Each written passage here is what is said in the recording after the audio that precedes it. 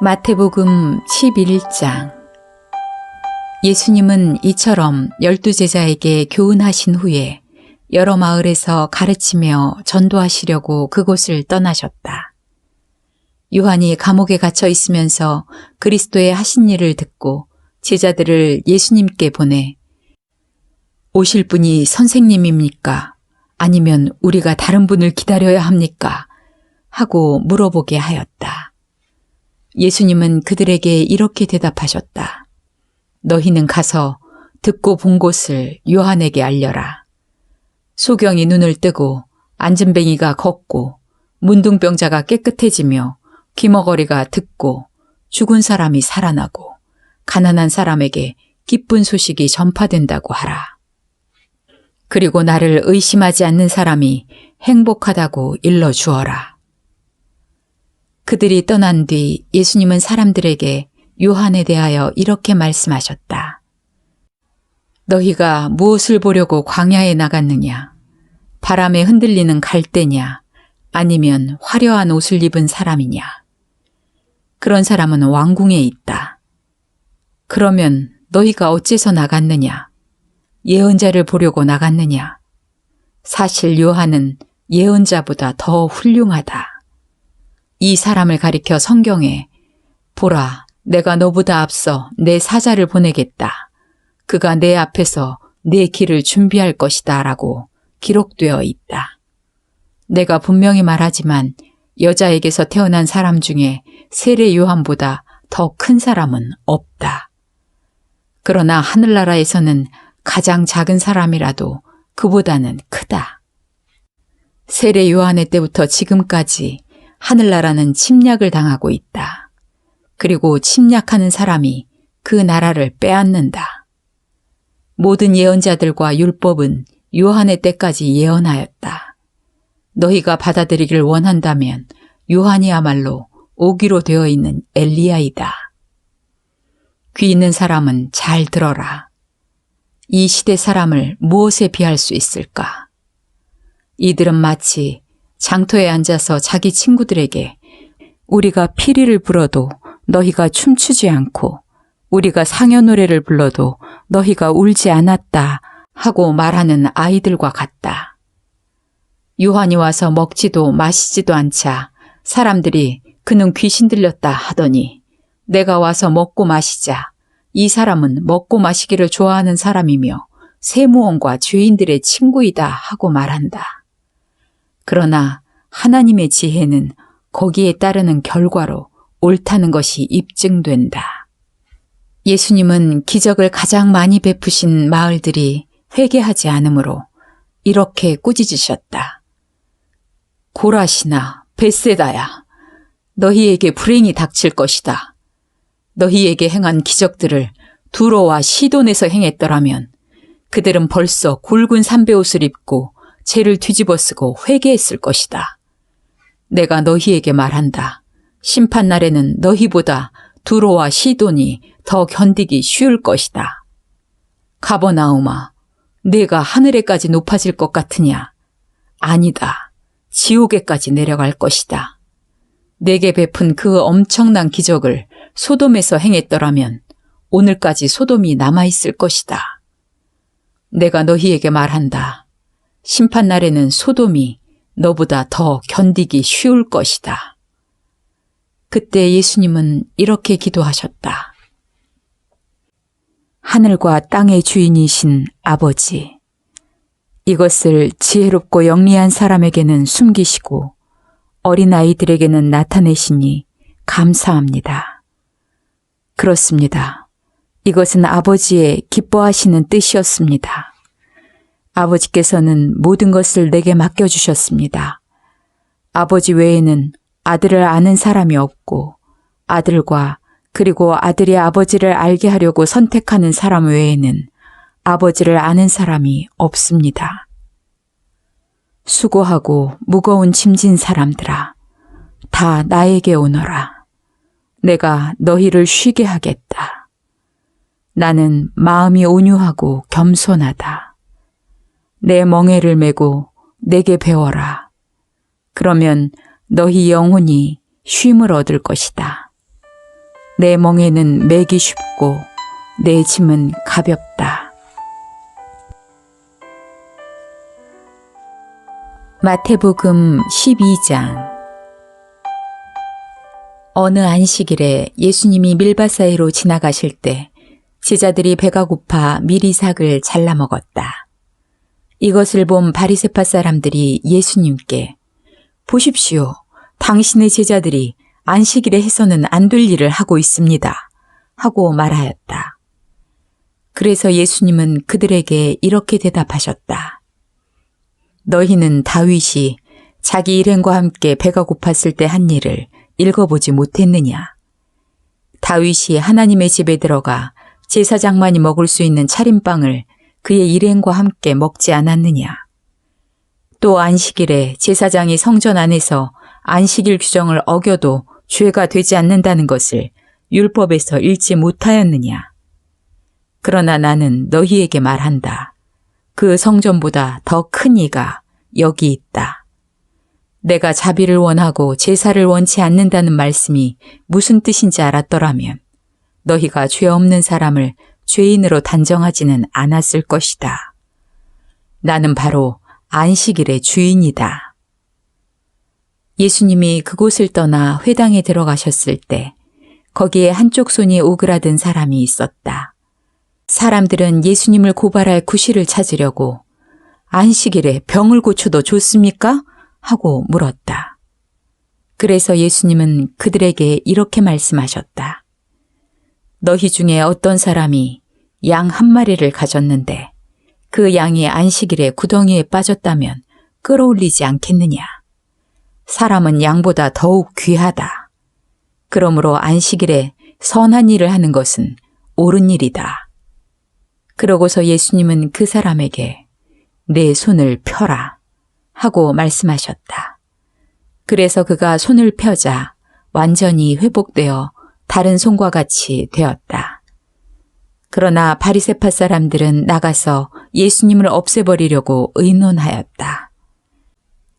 예수님이 이 일을 하시고 그곳을 떠나시자 많은 사람들이 뒤따랐다. 예수님은 모든 병자들을 고쳐주시고 자기에 대한 소문을 내지 못하도록 그들에게 단단히 주의시키셨다. 이것은 예언자 이사야의 다음과 같은 예언을 이루기 위해서였다. 내가 택한 나의 종, 내가 기뻐하는 나의 사랑하는 자를 보아라. 내가 그에게 내 성령을 주겠다. 그가 온 세상에 진리를 선포할 것이다. 그는 다투거나 소리치지 않을 것이니 아무도 길거리에서 그의 음성을 듣지 못할 것이다.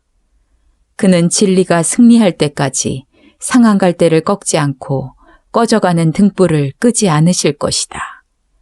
그리고 온 세상 사람들은 그의 이름에 희망을 걸 것이다. 그때 사람들이 귀신 들려 눈 멀고 말 못하는 사람을 예수님께 데려왔다. 예수님이 그를 고쳐주시자 눈먼 벙어리가 말도 하고 보게 되었다. 그러자 사람들이 다 놀라 이분이 혹시 다윗의 후손이 아닐까? 하고 말하였다.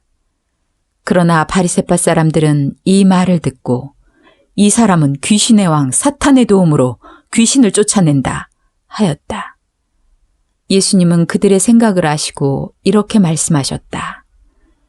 어느 나라든지 서로 싸워 갈라지면 망하고 그 어떤 마을이나 집안도 서로 싸워 갈라지면 오래가지 못한다. 만일 사탄이 사탄을 쫓아내면 이미 서로 갈라져 싸우는 것이니 그렇게 하고서야 어떻게 그의 나라가 설 수 있겠느냐. 내가 사탄의 도움으로 귀신을 쫓아낸다면 너희를 따르는 사람들은 누구의 도움으로 귀신을 쫓아내느냐. 그러므로 그들이 너희 재판관이 될 것이다. 그러나 내가 하나님의 성령으로 귀신을 쫓아낸다면 벌써 하나님의 나라가 너희에게 와 있는 것이다. 강한 사람의 집에 들어가 물건을 털어가려고 하면 먼저 그 사람을 잡아 묶어야 한다. 그렇지 않고 어떻게 그 집을 털 수 있겠느냐. 나와 함께하지 않는 사람은 나를 반대하는 사람이고 나와 함께 모으지 않는 사람은 흩어버리는 사람이다. 내가 분명히 말해둔다. 사람에 대한 모든 죄와 모독은 용서받을 수 있으나 성령님에 대한 모독은 용서받지 못할 것이다. 누구든지 나를 욕하는 사람은 용서받을 수 있으나 성령님을 욕하는 사람은 이 세대나 오는 세대에서도 용서받지 못할 것이다. 나무가 좋으면 그 열매도 좋고 나무가 나쁘면 열매도 나쁘다. 열매로 그 나무를 알 수 있다. 독사의 자식들아, 너희가 악한데 어떻게 선한 말을 할 수 있겠느냐? 마음에 가득 찬 것을 입으로 말하기 마련이다. 선한 사람은 마음속에 쌓인 선으로 선한 말을 하고 악한 사람은 마음속에 쌓인 악으로 악한 말을 한다. 내가 너희에게 말한다. 사람은 함부로 짓거린 모든 말에 대해서 심판날에 해명을 해야 한다. 내가 한 말에 따라서 내가 무죄가 되기도 하고 유죄가 되기도 할 것이다. 그때 율법학자와 바리새파 사람 몇 명이 예수님께 와서 선생님, 우리는 선생님이 행하시는 기적을 보고 싶습니다. 하고 말하였다. 그러나 예수님은 그들에게 이렇게 대답하셨다.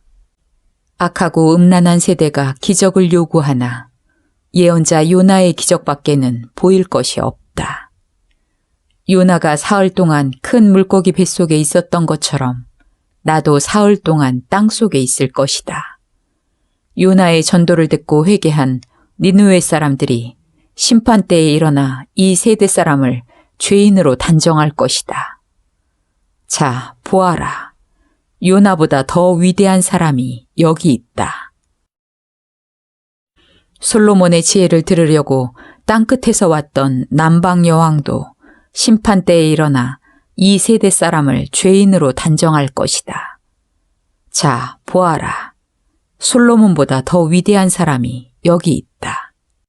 더러운 귀신이 어떤 사람에게서 나와 물 없는 곳으로 다니며 쉴 곳을 찾았으나 얻지 못하였다. 그래서 귀신이 내가 나온 내 집으로 돌아가야겠다 하고 가보니 그 집이 비고 깨끗이 소재되고 정돈되어 있었다. 그 귀신이 가서 자기보다 악한 다른 귀신 7을 더 데리고 들어가 거기서 살자. 그 사람의 나중 상태가 처음보다 더 비참하게 되었다. 이 악한 세대도 이와 같이 될 것이다. 예수님이 아직 군중에게 말씀하고 계실 때 예수님의 어머니와 형제들이 예수님께 드릴 말씀이 있다고 찾아왔다.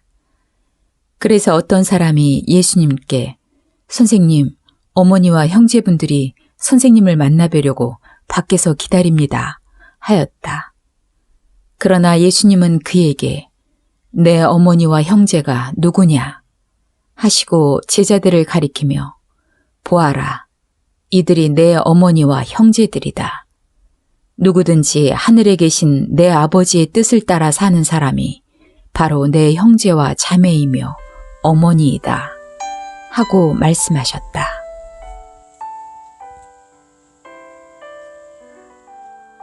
마태복음 13장.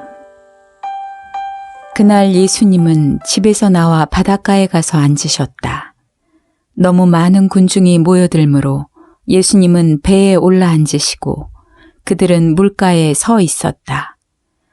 그때 예수님은 여러 가지 비유를 들어 그들에게 많은 것을 말씀하셨다. 한 농부가 들에 나가 씨를 뿌렸다.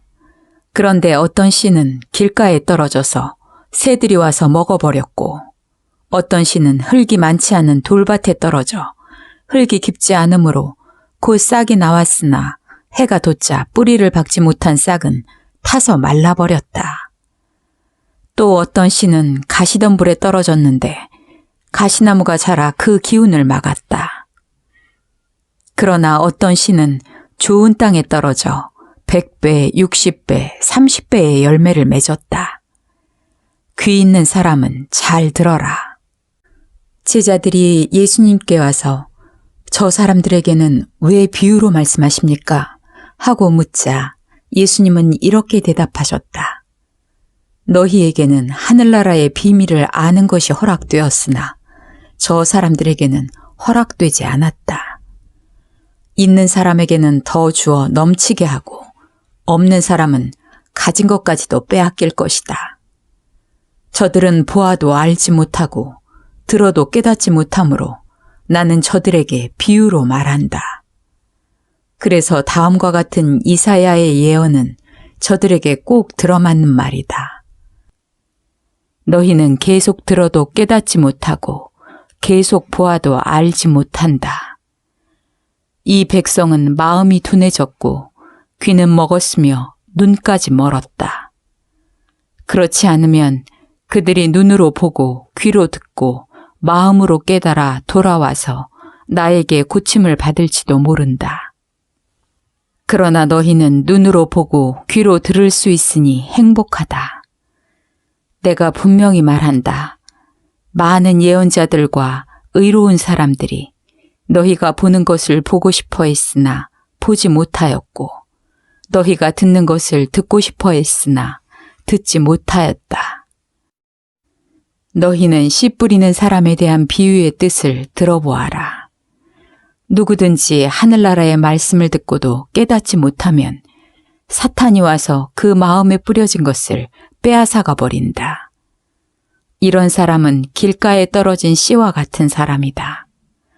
그리고 돌밭에 떨어진 씨는 말씀을 들을 때 기뻐하며 즉시 받아들이지만 그것을 마음속 깊이 간직하지 못하고 잠시 견디다가 그 말씀 때문에 고통이나 핍박이 오면 곧 넘어지는 사람이다.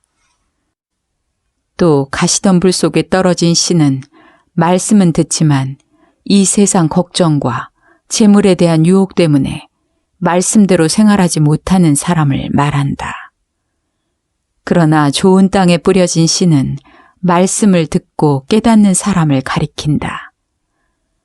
그런 사람은 100배, 60배 또는 30배의 열매를 맺는다. 예수님은 또 다른 비유를 들어 그들에게 말씀하셨다. 하늘나라는 자기 밭에 좋은 씨앗을 뿌린 사람에 비할 수 있다. 사람들이 다 잠들었을 때 원수가 와서 밀밭에 독보리를 덧뿌리고 갔다. 밀이 싹 터서 자랄 때 독보리도 함께 자라는 것을 보고 종들이 주인에게 와서 주인님, 밭에 좋은 씨앗을 뿌리지 않았습니까? 그런데 독보리가 어디서 생겨났습니까? 하고 물었다. 그러자 주인은 원수가 이런 짓을 했구나 하고 대답하였다. 종들이 그러면 우리가 가서 독보리를 뽑아버릴까요? 하고 다시 묻자 주인은 이렇게 말하였다. 아니다. 독보리를 뽑다가 밀까지 뽑을까 걱정된다. 추수 때까지 둘 다 함께 자라도록 그냥 두어라. 추수 때에 내가 추수꾼들에게 먼저 독보리를 뽑아 단으로 묶어서 불태워버리고 밀은 내 곳간에 모아들이게 하겠다. 예수님은 또 다른 비유로 그들에게 말씀하셨다. 하늘나라는 어떤 사람이 자기 밭에 갖다 심은 겨자씨 한 알과 같다. 그것은 씨앗 중에 가장 작은 것이지만 모든 채소보다 더 크게 자라나 나무처럼 되어서 새들이 날아와 그 가지에 깃들인다. 예수님은 또 다른 비유를 말씀하셨다. 하늘나라는 어떤 여자가 한 포대의 밀가루에 섞어 전부 부풀게 한 누룩과 같다. 예수님은 군중에게 이 모든 것을 비유로만 말씀하시고 비유가 아니면 아무것도 말씀하지 않으셨다. 이것은 다음과 같은 예언자의 예언을 이루기 위해서였다. 내가 비유를 들어 세상이 창조될 때부터 감추어진 것을 말하겠다. 그 후 예수님이 군중과 헤어져 집에 들어가 있을 때 제자들이 와서 밭의 독보리 비유를 자세히 설명해 주십시오 하였다. 그래서 예수님은 그들에게 이렇게 대답하셨다. 좋은 씨를 뿌리는 농부는 나 그리스도이며 밭은 세상이다. 그리고 좋은 씨앗은 하늘나라에 속한 사람들이고 독보리는 악한 자에게 속한 사람들이다. 독보리를 뿌린 원수는 마귀이며 추수 때는 세상 끝날이고 추수꾼은 천사들이다. 그러므로 독보리를 뽑아 불에 태우듯 세상 끝날에도 그렇게 할 것이다. 내가 천사들을 보내겠다. 그들은 죄짓게 하는 모든 사람과 악을 행하는 사람들을 내 나라에서 모두 추려내어 불구덩이에 던져 넣을 것이다. 그러면 그 사람들이 거기서 통곡하며 이를 갈 것이다. 그때 의로운 사람들은 아버지의 나라에서 해같이 빛날 것이다. 귀 있는 사람은 잘 들어라. 하늘나라는 밭에 숨겨진 보물과 같다. 사람이 그것을 발견하면 다시 감추어두고 기뻐하며 돌아가 가진 것을 다 팔아서 그 밭을 샀다. 또 하늘나라는 아름다운 진주를 구하는 장사꾼과 같다. 그가 아주 값진 진주 하나를 발견하고 가서 가진 것을 모두 팔아 그 진주를 샀다. 또 하늘나라는 바다에 던져 여러 종류의 물고기를 모으는 그물과 같다. 그물에 고기가 가득 차면 물가로 끌어내어 앉아서 좋은 것은 골라 그릇에 담고 나쁜 것은 버린다. 세상 끝날에도 이렇게 할 것이다. 천사들이 와서 의로운 사람들 가운데서 악한 사람들을 가려내어 불구덩이에 던져 넣을 것이다. 그러면 그들이 거기서 통곡하며 이를 갈 것이다. 말씀을 마치시고 예수님이 그들에게 이 모든 것을 이제 알겠느냐 하고 물으시자 제자들은 예, 알겠습니다 하고 대답하였다. 그러자 예수님은 그들에게 그러므로 하늘나라의 가르침을 받은 율법학자는 마치 자기 곳간에서 새 것과 낡은 것을 꺼내는 집주인과 같다 라고 하셨다. 예수님은 이 비유들을 다 말씀하시고 나서 그곳을 떠나 고향으로 가서 회당에서 가르치셨다. 사람들이 듣고 놀라 이 사람의 이런 지혜와 기적을 행하는 능력이 어디서 났느냐? 이 사람은 목수의 아들이 아니냐? 그의 어머니는 마리아이고 야고보와 요셉과 시몬과 유다는 그의 동생들이다. 그리고 그의 누이 동생들도 모두 우리와 함께 있지 않느냐? 그렇다면 이 사람은 이 모든 것을 어디서 얻었느냐? 하면서 예수님을 배척하였다. 그러나 예수님은 그들에게 예언자는 자기 고향과 집에서만 존경을 받지 못한다 하시고 그들이 믿지 않으므로 거기서는 기적을 많이 베풀지 않으셨다.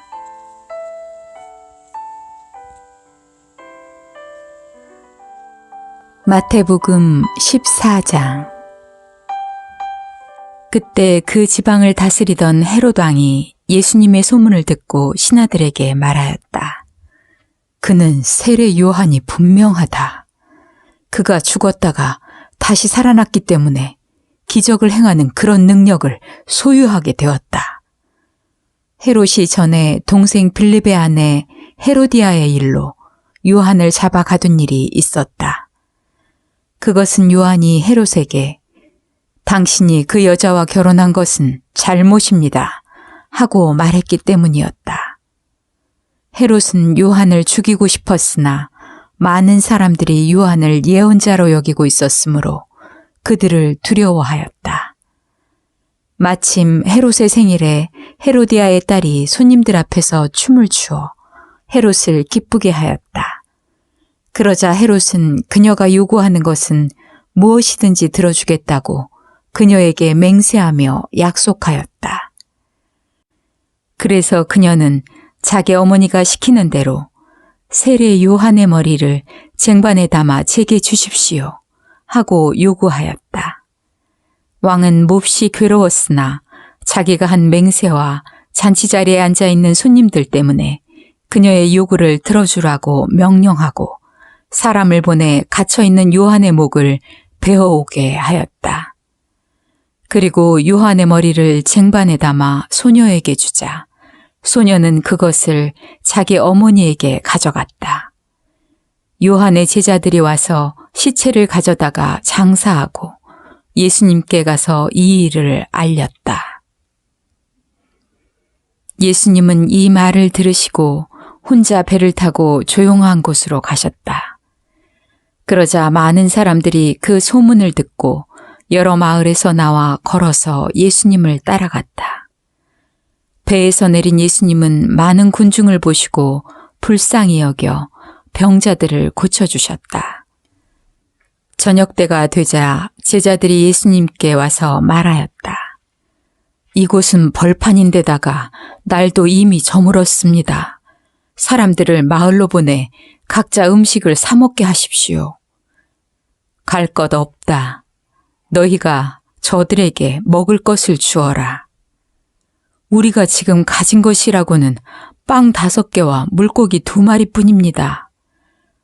그것을 이리 가져오너라. 그러고서 예수님은 군중들을 풀밭에 앉히시고 빵 5개와 물고기 2마리를 받아들고 하늘을 우러러 감사 기도를 드리신 다음 떼어서 제자들에게 주셨다. 그래서 제자들은 그것을 군중들에게 나누어 주었다. 그들은 모두 실컷 먹고 남은 조각을 12강줄이나 거뒀으며 먹은 사람은 여자와 아이들 외에 남자만 약 5,000명이었다. 예수님은 군중들을 돌려보내시는 동안 제자들이 서둘러 배를 타고 자기보다 먼저 건너편으로 가게 하셨다.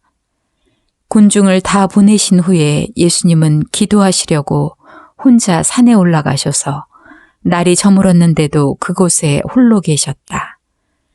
그러나 배는 이미 육지를 떠나 상당히 멀리까지 갔는데 바람이 휘몰아치므로 파도에 시달리고 있었다. 새벽 4시쯤 되어 예수님이 바다 위로 걸어서 제자들에게 오셨다. 제자들은 예수님이 바다 위로 걸어오시는 것을 보고 무서워하며 유령이다 하고 소리쳤다. 그러자 예수님은 즉시 나다. 무서워하지 말고 안심하여라. 하고 말씀하셨다. 그때 베드로가 예수님께 주님, 주님이시거든 저를 물 위로 걸어오라고 하십시오. 하였다. 예수님이 오너라 하시자 베드로가 배에서 내려 물 위로 걸어서 예수님을 향해 갔다. 그러나 그가 파도를 보고 무서워하다가 물에 빠져들어가자 주님 살려주십시오 하고 소리쳤다.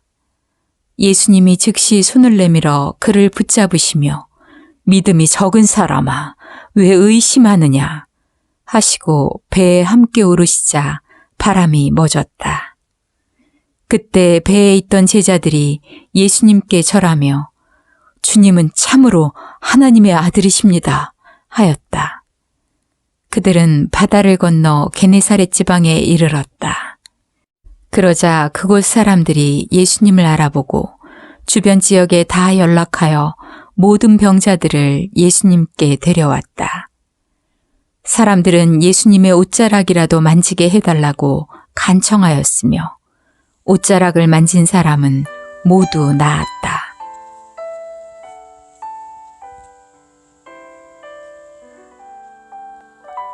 마태복음 15장. 그때 예루살렘에서 온 바리새파 사람들과 율법학자들이 예수님께 와서 당신의 제자들은 왜 조상들이 대대로 지켜온 전통을 깨뜨리고 있습니까? 그들은 식사할 때 손을 씻지 않습니다. 하였다. 그래서 예수님은 이렇게 말씀하셨다. 너희는 왜 너희 전통 때문에 하나님의 계명을 어기느냐? 하나님께서는 내 부모를 공경하라 하시고 또 부모를 저주하는 사람은 반드시 죽여야 한다고 말씀하셨다. 그런데 너희는 누구든지 부모에게 드려야 할 것을 하나님께 드렸다고만 하면 부모를 공경하지 않아도 된다고 가르친다. 그러므로 너희는 그런 전통 때문에 하나님의 말씀을 헛되게 하였다. 위선자들아, 바로 너희와 같은 사람들을 두고 이사야가 다음과 같이 잘 예언하였다. 이 백성이 입술로는 나를 존경하나 마음은 내게서 멀리 떠나 있다. 그들은 사람이 만든 법을 마치 내 교훈인 것처럼 가르치고 있으니 나를 헛되이 예배하고 있다. 예수님은 군중들을 가까이 불러 너희는 내 말을 듣고 깨달아라. 입으로 들어가는 것이 사람을 더럽히는 것이 아니라 입에서 나오는 것이 사람을 더럽힌다. 하고 말씀하셨다. 그때 제자들이 예수님께 와서 주님, 바리새파 사람들이 이 말씀을 듣고 화가 난 것을 아십니까? 하고 묻자 예수님은 이렇게 대답하셨다. 하늘에 계신 내 아버지께서 심지 않으신 나무는 모두 뽑힐 것이다. 그러니 내버려 두어라. 그들은 눈먼 인도자들이다. 소경이 소경을 인도하면 둘 다 구덩이에 빠질 것이다. 이때 베드로가 그 비유를 우리에게 설명해 주십시오. 하자 예수님은 이렇게 대답하셨다. 너희도 아직 깨닫지 못하느냐? 입으로 들어가는 것은 모두 뱃속을 거쳐 몸 밖으로 빠져나간다는 것을 알지 못하느냐? 그러나 입에서 나오는 것은 마음에서 나오는 것이다. 이것이 사람을 더럽힌다. 마음에서 나오는 것은 악한 생각, 살인, 간음, 음란, 도둑질, 거짓 증언, 그리고 비방이다. 이런 것들이 사람을 더럽히는 것이며 씻지 않은 손으로 먹는 것은 사람을 더럽히는 것이 아니다. 예수님은 그곳을 떠나 두로와 시돈 지방으로 가셨다. 그때 그 지역에 사는 한 가나안 여자가 나아와서 주님, 다윗의 후손이시여, 저를 불쌍히 여겨주십시오. 제 딸이 악한 귀신이 들렸습니다. 하고 소리쳤다. 그러나 예수님이 아무 대답도 하지 않으시자 제자들이 예수님께 저 여자가 소리치며 우리 뒤를 따라오고 있습니다. 쫓아버리십시오. 하였다. 예수님이 그 여자에게 나는 잃어버린 양과 같은 이스라엘 사람에게만 보냄을 받았다. 하시자 그 여자는 예수님 앞으로 와서 절하며 말하였다. 주님, 저를 도와주십시오. 자녀들의 빵을 빼앗아 개에게 던지는 것은 옳지 않다. 주님, 맞습니다. 그러나 개도 주인의 상에서 떨어지는 부스러기를 먹습니다. 정말 내 믿음이 크구나. 내 소원대로 될 것이다. 그러자 바로 그 순간에 그 여자의 딸이 낳았다. 예수님은 그곳을 떠나 갈릴리 호숫가를 따라가시다가 산에 올라가 앉으셨다. 사람들이 안진뱅이, 절뚝발이, 소경, 벙어리, 그 밖에 많은 병자들을 데리고 와서 예수님 앞에 앉힘으로 예수님은 그들을 다 고쳐주셨다. 벙어리가 말하고 절뚝발이가 성해지고 안진뱅이가 걷고 소경이 눈을 뜨는 것을 보고 사람들은 놀라 이스라엘의 하나님을 찬양하였다. 그때 예수님이 제자들을 불러 말씀하셨다. 군중들이 나와 함께 있은 지가 벌써 3일이 되었는데 먹을 것이 없으니 가엾구나. 저들을 굶겨서 그대로 보내고 싶지는 않다. 그러다가는 길에서 쓰러질지도 모른다. 이 벌판에서 이처럼 많은 군중들을 배불리 먹일 만한 빵을 어디서 구할 수 있겠습니까? 너희에게 빵이 얼마나 있느냐? 7개 있습니다. 그리고 작은 물고기 몇 마리도 있습니다. 예수님은 군중들을 땅에 앉히시고 빵 7개와 그 물고기를 가지고 감사기도를 드리신 다음 떼어서 제자들에게 주셨다. 그래서 제자들은 그것을 군중들에게 나누어 주었다.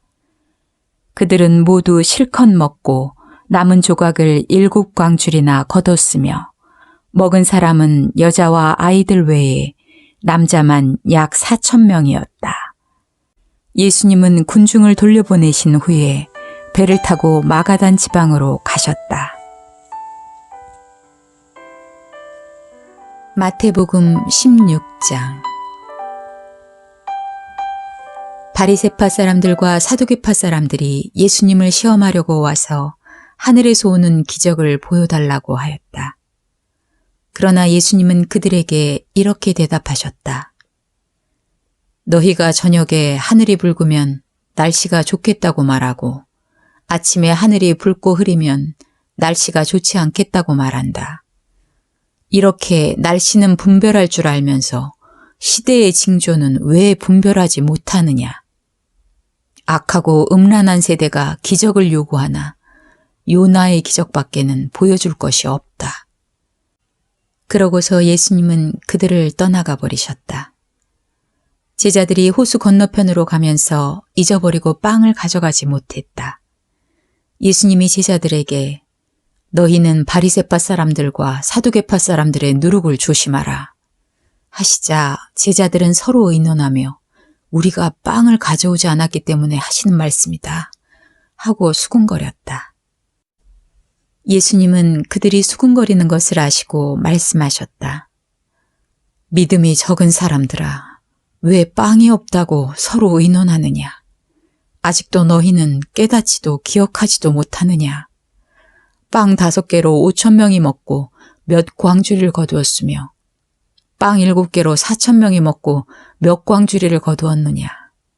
내가 빵에 대하여 말한 것이 아니라는 것을 왜 깨닫지 못하느냐? 너희는 바리새파 사람들과 사두개파 사람들의 누룩을 조심하라.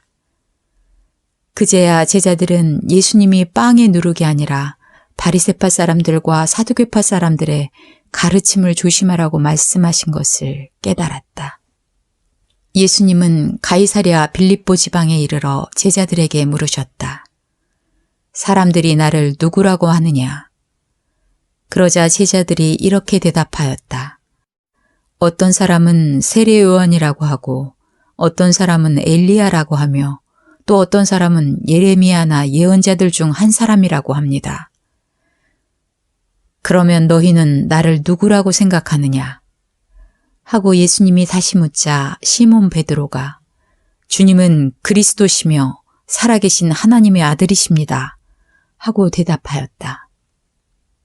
그래서 예수님이 베드로에게 말씀하셨다. 요나의 아들 시몬아, 너는 행복한 사람이다. 이것을 너에게 알리신 분은 사람이 아니라 하늘에 계시는 내 아버지이시다. 너는 베드로이다. 내가 이 반석 위에 내 교회를 세우겠다. 지옥의 권세가 이기지 못할 것이다. 내가 하늘나라의 열쇠를 너에게 주겠다. 내가 무엇이든지 땅에서 매면 하늘에서도 매일 것이며 땅에서 풀면 하늘에서도 풀릴 것이다. 그러고서 예수님은 제자들에게 자기가 그리스도라는 것을 아무에게도 말하지 말라고 주의시키셨다. 그때부터 예수 그리스도께서는 제자들에게 자기가 예루살렘에 올라가 장로들과 대제사장들과 율법학자들에게 많은 고난을 받고 죽음을 당했다가 3일 만에 다시 살아나야 할 것을 비로소 밝히기 시작하셨다. 그러자 베드로가 예수님을 붙들고 주님, 그럴 수 없습니다. 이런 일이 결코 일어나서는 안 됩니다. 하고 말렸다. 그러나 예수님은 돌이켜 베드로를 보시고 꾸짖으셨다. 사탄아, 썩 물러가거라. 너는 나를 넘어지게 하는 자이다. 내가 하나님의 일을 생각지 않고 사람의 일을 생각하고 있다.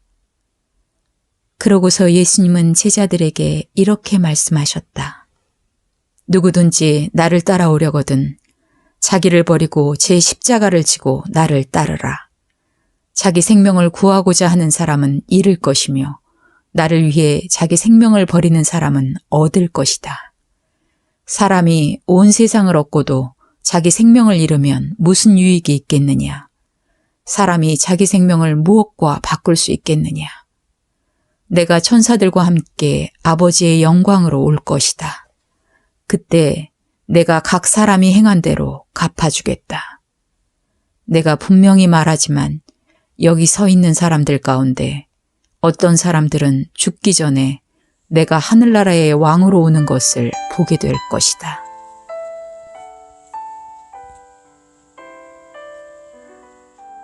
마태복음 17장.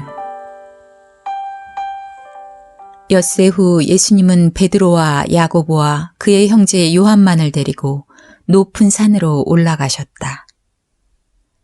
예수님은 그들이 보는 앞에서 모습이 변하여 얼굴이 해같이 빛나고 옷은 눈부시게 휘어졌다. 그런데 갑자기 모세와 엘리야가 나타나 예수님과 이야기하는 것이 보였다. 그때 베드로가 예수님께 주님, 우리가 여기 있는 것이 좋겠습니다. 원하신다면 제가 이곳에 천막 셋을 세워 주님과 모세와 엘리야를 각각 모시겠습니다. 하고 말하였다. 베드로의 말이 채 끝나기도 전에 빛나는 구름이 그들을 덮고 구름 속에서 이 사람은 내가 사랑하고 기뻐하는 내 아들이다.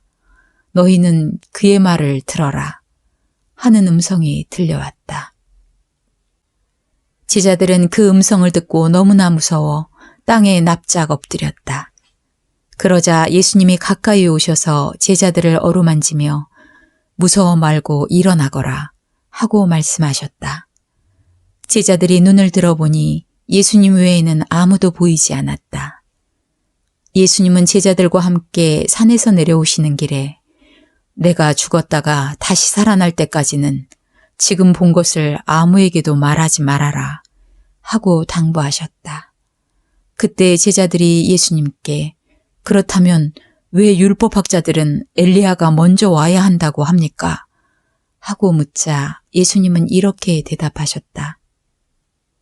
엘리야가 와서 모든 것을 바로잡을 것이다. 그러나 내가 너희에게 말한다. 사실 엘리야가 벌써 왔어도 사람들이 그를 몰라보고 함부로 대하였다. 이와 같이 나도 그들에게 고난을 받을 것이다. 그제서야 제자들은 예수님이 세례 요한에 대하여 말씀하셨다는 것을 깨닫게 되었다. 그들이 군중에게 돌아오자 어떤 사람이 예수님께 와서 무릎을 꿇고 말하였다.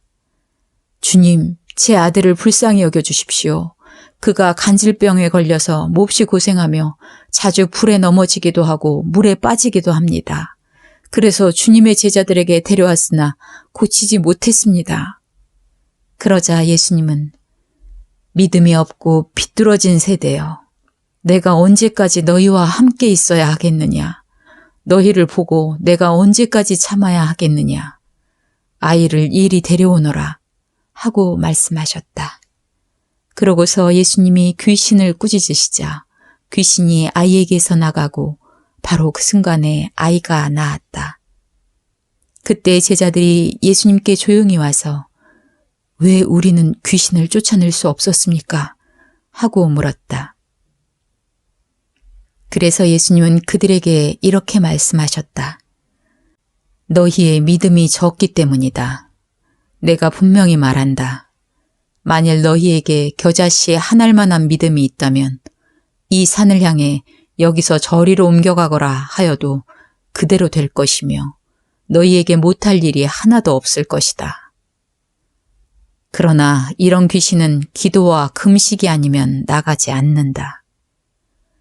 제자들이 갈릴리에 모였을 때 예수님이 그들에게 내가 사람들의 손에 넘어가 죽음을 당하고 3일 만에 다시 살아날 것이다 하고 말씀하시자 제자들은 큰 슬픔에 잠겼다.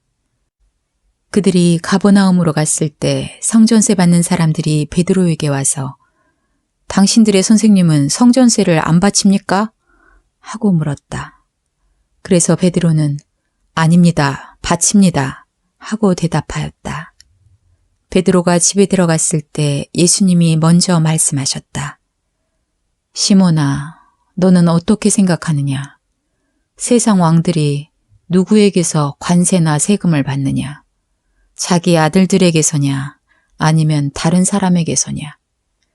그때 베드로가 다른 사람에게서 받습니다. 하고 대답하자 예수님이 이렇게 말씀하셨다. 그렇다면 아들들은 세금을 내지 않아도 된다. 그러나 우리가 그들의 감정을 상하게 해서는 안 되겠다. 너는 바다에 가서 낚시를 던져라. 먼저 잡히는 고기의 입을 벌리면 은화 1개가 있을 것이다. 그것을 가져다가 나와 너의 성전세로 주어라.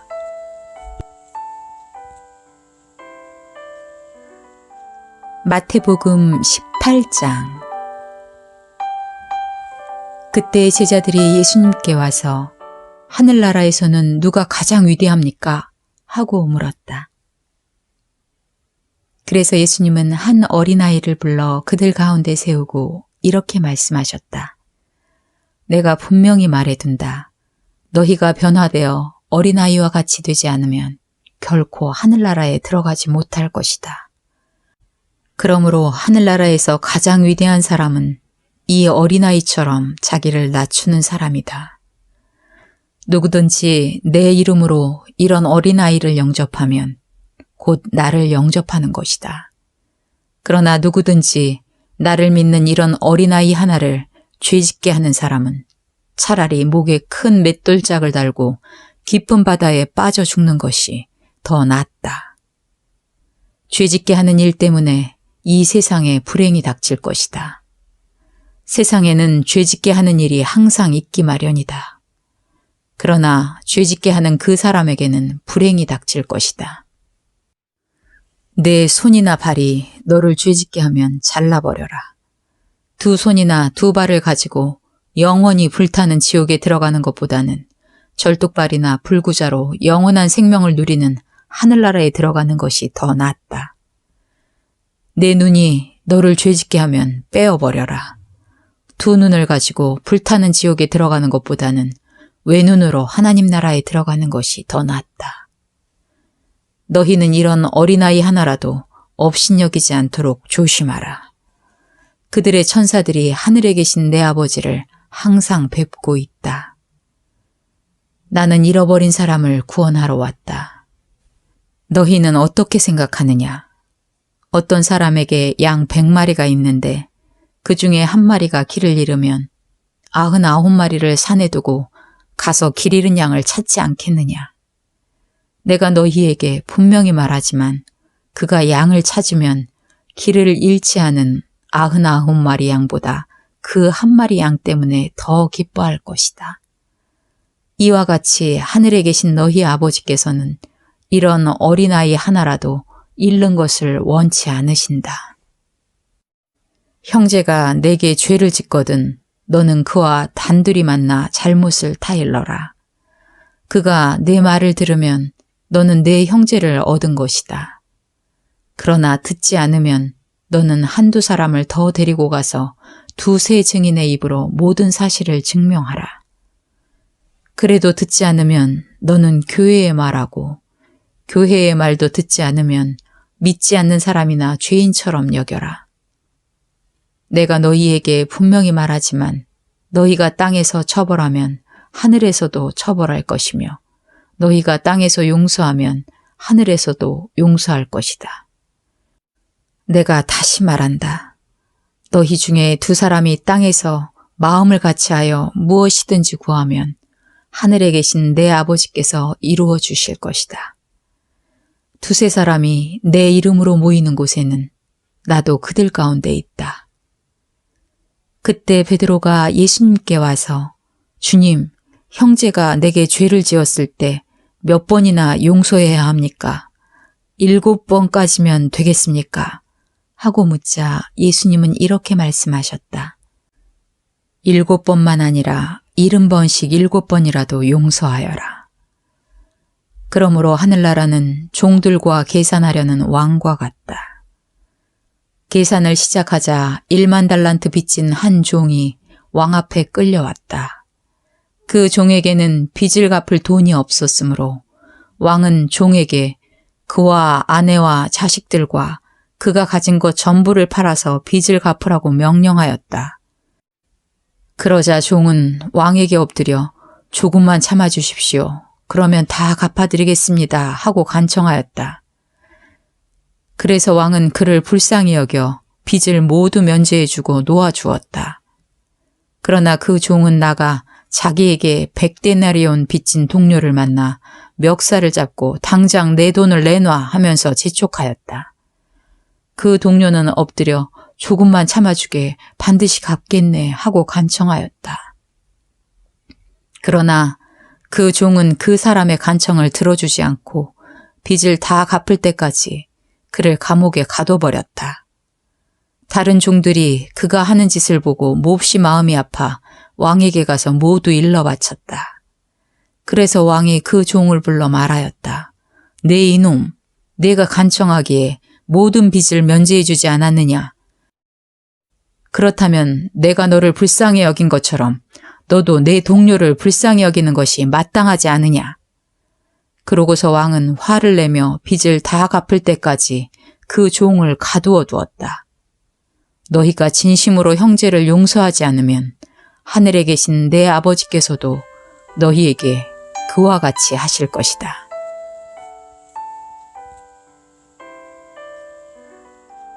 마태복음 19장. 예수님은 이 말씀을 마치시고 갈릴리를 떠나 요단강 건너편 유대 지방으로 가셨다. 그때 많은 군중이 따르므로 예수님은 거기서도 병자들을 고쳐주셨다. 바리새파 사람들이 예수님을 시험하려고 와서 구실만 있으면 남편이 아내를 버려도 좋습니까? 하고 물었다. 그래서 예수님은 이렇게 대답하셨다. 너희는 사람을 창조하신 분이 처음에 남자와 여자를 만드시고 그러므로 남자가 부모를 떠나 자기 아내와 합하여 두 사람이 한 몸이 될 것이다 라고 하신 말씀을 읽지 못하였느냐.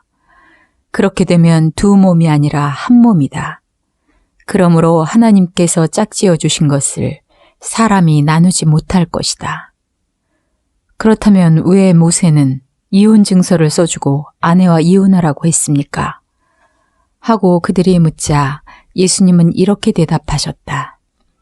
그것은 너희가 고집이 세고 악하기 때문에 아내와 이혼하는 것을 허락한 것이지 처음부터 그랬던 것은 아니다. 그래서 내가 너희에게 말하지만 음행한 일도 없는데 자기 아내와 이혼하고 다른 여자와 결혼하는 사람은 간음죄를 짓는 것이다. 제자들이 예수님께 남편과 아내의 관계가 그런 것이라면 차라리 결혼하지 않는 것이 더 낫겠습니다. 하자 예수님이 그들에게 말씀하셨다. 모든 사람이 다 이 말대로 할 수는 없고 하나님이 허락하신 사람들만 그렇게 할 수 있다. 처음부터 결혼할 수 없는 몸으로 태어난 남자도 있고 불구자가 되어서 결혼할 수 없는 남자도 있으며 하늘나라를 위해 스스로 결혼을 포기한 사람도 있다. 이 교훈을 받아들일 수 있는 사람은 받아들여라. 그때 사람들이 손을 얹어 축복해달라고 어린아이들을 예수님께 데려왔으나 제자들이 그 사람들을 꾸짖었다. 그래서 예수님은 어린아이들이 나에게 오는 것을 막지 말아라. 하늘나라는 이런 어린아이와 같은 사람들의 것이다. 하고 말씀하셨다. 그러고서 예수님은 어린아이들의 머리 위에 손을 얹어 축복하시고 그곳을 떠나셨다. 한 청년이 예수님께 와서 물었다. 선생님, 제가 영원한 생명을 얻으려면 어떤 선한 일을 해야 합니까? 어째서 선한 일을 나에게 묻느냐? 선한 분은 한 분밖에 없다. 내가 영원한 생명을 얻으려면 계명을 지켜라. 어느 계명입니까? 살인하지 말아라. 간음하지 말아라. 도둑질하지 말아라. 거짓 증언하지 말아라. 내 부모를 공경하라. 그리고 내 이웃을 내 몸과 같이 사랑하라는 계명이다. 저는 이 모든 계명을 다 지켰습니다. 아직 저에게 부족한 것이 있다면 무엇입니까? 내가 완전한 사람이 되려면 가서 내 재산을 다 팔아 가난한 사람들에게 주어라. 그러면 내가 하늘에서 보물을 얻을 것이다. 그리고 와서 나를 따르라. 그러나 그 청년은 재산이 많으므로 이 말씀을 듣고 근심하며 가버렸다. 그때 예수님이 제자들에게 이렇게 말씀하셨다. 내가 분명히 너희에게 말한다. 부자는 하늘나라에 들어가기가 매우 어렵다. 내가 다시 말하지만 부자가 하나님의 나라에 들어가는 것보다 낙타가 바늘귀로 통과하는 것이 더 쉽다. 제자들이 이 말씀을 듣고 몹시 놀라 그렇다면 누가 구원을 받을 수 있겠습니까? 하고 물었다. 예수님은 제자들을 바라보시며 사람의 힘으로는 할 수 없지만 하나님께서는 다 하실 수 있다 하고 대답하셨다. 그때 베드로가 예수님께 우리는 모든 것을 버리고 주님을 따랐으니 무엇을 받겠습니까? 하고 묻자 예수님은 이렇게 대답하셨다. 내가 분명히 말한다. 새 시대가 되어 내가 나의 영광스러운 보좌에 앉을 때 너희도 12보좌에 앉아 이스라엘의 12지파를 심판할 것이다. 또 나를 위해 집이나 형제나 자매나 부모나 자녀나 논밭을 버린 사람은 누구든지 여러 갑절의 상을 받을 것이며 영원한 생명을 얻을 것이다. 그러나 지금 앞서도 나중에 뒤떨어지고 지금은 뒤떨어져도 나중에 앞설 사람이 많을 것이다.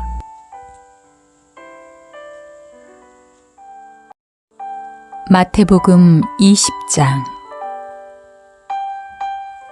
하늘나라는 이렇게 비유할 수 있다. 어떤 포도원 주인이 있었는데 아침 일찍 일꾼을 구하려고 나갔다. 그는 일꾼들에게 하루 한 데나리온씩 주기로 약속하고 그들을 포도원에 들여보냈다. 9시쯤 되어 다시 나가보니 일거리가 없어 장터에서 놀고 섰는 사람들이 있었다. 그래서 주인이 너희도 내 포도원에 가서 일하라. 일한 것만큼 삭스를 주겠다 하자 그들이 포도원에 갔다. 주인은 12시와 오후 3시에도 나가서 그렇게 하였다. 오후 5시에도 나가보니 여전히 일거리가 없어 섰는 사람들이 있었다. 너희는 어째서 하루 종일 여기서 놀고 섰느냐 하고 주인이 묻자 우리를 쓰는 사람이 없습니다 하고 그들이 대답하였다. 그래서 주인은 너희도 내 포도원에 가서 일하라 하였다. 날이 저물자 주인은 포도원 감독에게 일꾼을 불러 나중 온 사람부터 차례로 품삯을 주어라 하고 말하였다. 오후 5시에 온 사람들이 와서 한 데나리온씩 받기에 먼저 온 사람들은 좀 더 많이 받을 줄로 생각했으나 그들도 한 데나리온밖에 받지 못했다. 그래서 그들은 품삯을 받고 주인에게 불만을 털어놓기 시작했다. 나중에 온 사람들은 1시간밖에 일하지 않았는데 종일 더위에 시달리며 수고한 우리와 똑같이 대우해 줍니까? 그러나 주인은 그들 중 한 사람에게 이렇게 대답하였다. 내가 네게 잘못한 것이 없다. 네가 나와 한 데나리온으로 약속하지 않았느냐? 네 것이나 가지고 가거라. 나중에 온 이 사람에게 너와 똑같이 주는 것은 내 마음이다. 내 것을 가지고 내 마음대로 못한단 말이냐? 내 너그러움이 내 비위에 거슬리느냐? 이와 같이 앞선 사람이 뒤떨어지고 뒤진 사람이 앞설 것이다. 예수님이 예루살렘으로 올라가실 때 12제자를 따로 데리고 가시면서 도중에 이렇게 말씀하셨다. 지금 우리는 예루살렘으로 올라가고 있다. 거기서 나는 대제사장들과 율법학자들의 손에 넘어갈 것이다. 그들은 나에게 사형 선고를 내린 다음 나를 이방인들에게 넘겨 조롱하고 채찍질하고 십자가에 못 박게 할 것이다. 그러나 나는 3일 만에 다시 살아날 것이다. 그때 세베대의 아내가 2 아들을 데리고 예수님께 와서 절하였다. 예수님께서 물으셨다. 내가 원하는 것이 무엇이냐? 저의 이 2 아들을 주님의 나라에서 하나는 주님의 오른편에 하나는 주님의 왼편에 앉게 해주십시오. 너희는 구하고 있는 것이 무엇인지도 모르고 있다. 내가 곧 마시게 될 고난의 쓴 잔을 너희도 마실 수 있겠느냐? 마실 수 있습니다. 너희가 정말 내 잔을 마실 것이다. 그러나 내 오른편과 왼편에 앉는 것은 내가 정하는 것이 아니라 내 아버지께서 미리 정해놓으신 사람들의 것이다. 듣고 있던 10제자가 두 형제를 보고 화를 내자 예수님이 그들을 가까이 불러 이렇게 말씀하셨다. 너희가 아는 대로 세상의 통치자들은 백성을 권력으로 지배하고 고관들은 세도를 부린다. 그러나 너희는 그럴 수 없다. 너희 중에 누구든지 크게 되고 싶은 사람은 남을 섬기는 사람이 되어야 하고 으뜸이 되고 싶은 사람은 남의 종이 되어야 한다.